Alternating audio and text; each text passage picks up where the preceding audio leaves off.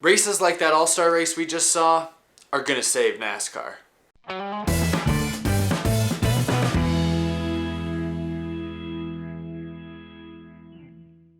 How's it going, everybody? My name is Eric and welcome to Out of the Groove. I just got done watching this year's 2018 Monster Energy All-Star race, and I gotta say, it was the perfect NASCAR race. Not saying it was the best race, there are other races that have been better, but as far as a race that had everything in it that makes NASCAR great, this All-Star race showcased that. In this video here tonight, I know it's kind of late when I'm uploading this. Tomorrow I'll upload a video that talks more in depth about the All-Star race and what happened and who won and everything. I know Harvick won the race, of course. It can't be that surprising. It's like when LeBron James wins the NBA All-Star MVP. It's like, of course. But I just wanted to make this really quick and give my initial immediate thoughts because I know a lot of people across social media are going to be spewing out their thoughts on this aero package and what we need to do with it going forward. So I want to just quickly sit here and give you my opinion before I go to sleep. But stay tuned because tomorrow I'll talk much more in depth about the race itself. So if you ask me, this All-Star race, like I said, was the perfect example of what a NASCAR race can and should always be. They ran a special aero package for Charlotte in this All-Star race, which included restrictor plates like we see at Daytona and Talladega. And actually, I'll throw up this graphic that Fox Sports showed.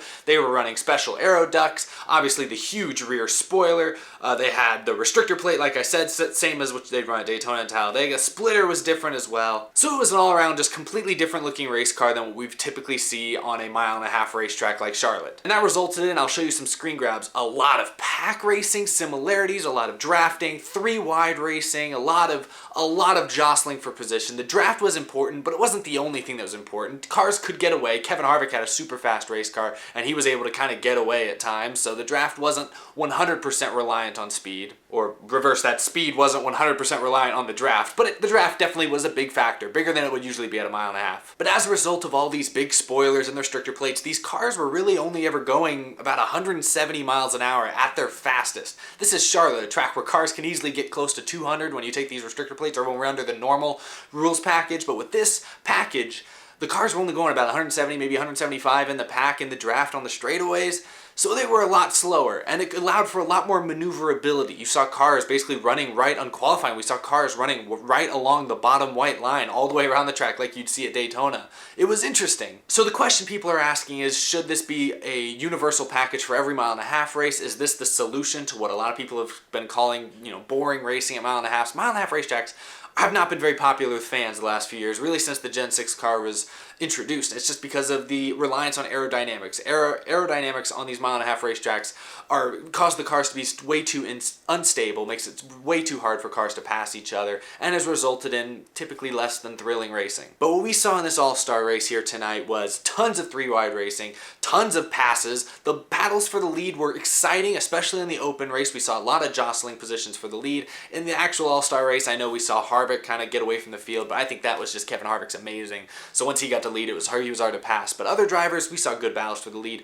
It was outstanding, the best racing I've seen on a mile-and-a-half in maybe forever. And a lot of people, at least across social media, a lot of fans really seem to generally agree. A lot of people really liked this format. Not everyone loved it so much that they thought it should be implemented all the time, but most people really liked it. But then there are a lot of people who don't really like it. A lot of people don't like that it slows the cars down almost 30 miles an hour from what they are capable of typically. A lot of people don't like how artificial it is, how it takes your normal, drivers have to know when to lift, have to know the right braking zones, have to know a multitude to be able to run different lines. It takes all that away and just causes these drivers to just run flat out. A lot of people were critical that it just turns Charlotte into another Daytona race, and they don't think that's necessary. So you had some people talking about how incredible and how competitive and how close and how exciting the racing was, and then you had other people saying, well, it's very artificial, it slows the cars down a lot, it really felt forced. And I can see the merits on both sides, because like I said, this All-Star race was the best race on a mile-and-a-half I've seen maybe ever, and I think a lot of people that I've seen around social media would generally agree with me, or at least agree that it was a very good race and better than most of the mile-and-a-half racing we have. But there's plenty of people that are critical of it and say, no, this is not a permanent solution. There are other similar solutions. A lot of people like some of the aerodynamic changes they made for this race, such as the aero ducts, and I don't know, the spoiler might help in some cases, but a lot of people are trying to take something similar to what we saw in this All-Star race and just basically remove the restrictor plate and see what happens. And a lot of people think that might be better. There's a lot of opinions, and really we won't know until we try it in action. I am so excited that NASCAR tried this in the All-Star race because I thought it was a success. And if you want my opinion, it's hard for me to give a definitive stance on what I want them to do with this specific package going forward. I think if nothing else, definitely run this for the All-Star race every single year, or something similar.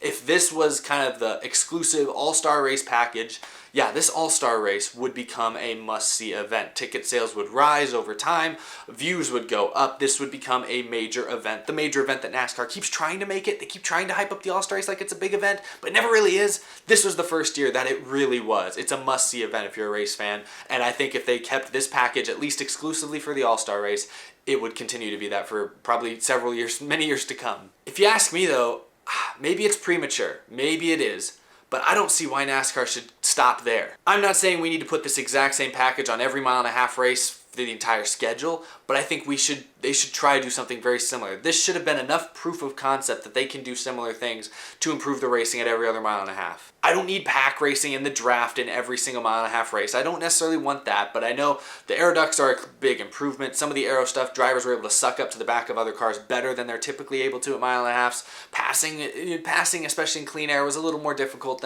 still pretty difficult, but I think this was a step in the right direction. I hope NASCAR continues to pursue this path. Because like I said, this was the best mile-and-a-half race I've seen ever, probably. It had everything that makes NASCAR great. I mean, you still had the dominant car, like the 4 or the 78 were clearly the best cars. When they got out front, it was hard to pass them. You had differing pit strategy, like when teams were on their last set of tires, some drivers took him early, some drivers waited until the last stage to take him. You had differing strategy, which mixed up the running order in a very, very exciting way. You had smaller spins, like when Bowman spun out or when Kane got into the wall. But then you also had the big wreck that took out a bunch of big name drivers. That was, it was exciting. On a restart, 3 and 4 wide, it was an exciting wreck. You had drivers get mad at each other, like when Larson slid up late and kind of squoze Logano into the wall, and then Logano immediately just intentionally spun Larson out down the straightaway. So you had drivers getting mad at each other. And you had underdogs battling for the win. Obviously in the open race, we saw a lot of young drivers doing well, but then even in the All-Star race, Daniel Suarez finished second and was neck and neck with Harvick for the win on that final restart. So if you look at all those things I just said and you bundle it together with what was a very exciting package, this was the perfect NASCAR race. If NASCAR races at intermediate tracks looked like this for the next few years, I think NASCAR would improve. So if you ask me, NASCAR should take what we saw in this race, maybe make a couple small tweaks to it, but if you ask me, I do not want to ever see the mile-and-a-half package we've seen earlier this year, like what we've seen at Kansas a couple weeks ago, or Texas a couple weeks ago, or Las Vegas. I don't ever want to see that package ever again. I know we're going to see it in the Coke 600 this week, but after that, I don't want to ever see it again. I'd rather see what we saw in this All-Star race than what I've seen at Las Vegas the last few years. I would. I'm not saying what we've seen in this All-Star race is the best answer, but it is better than what we've seen in recent years. So that's where I stand there. I hope NASCAR continues to make adjustments and improvements. I will say, from this All-Star race, I think NASCAR is listening to the fans and is definitely actively trying to make improvements to the intermediate package. And I'm optimistic about that because I think they're trending in the right direction. I would say this All-Star Race package, while so different, controversial in many ways, I think it's trending in the right direction. I'd be curious to hear what you guys think. Some of you guys might have differing opinions.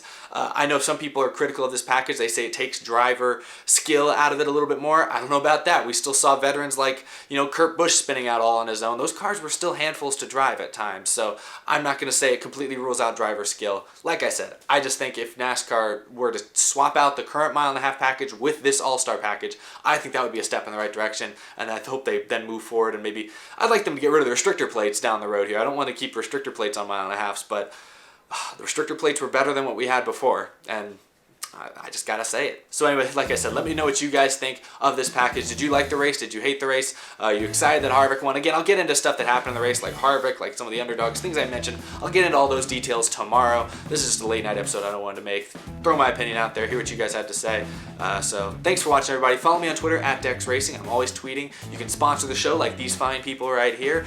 So click the links down below to all that. I appreciate the support so much. It really means a lot to me. And I'm excited to make some more episodes this week. Got a lot to talk about. So have a good evening, everyone. Have a good day if you're watching this on Sunday. And I'll see you guys again really soon. See ya.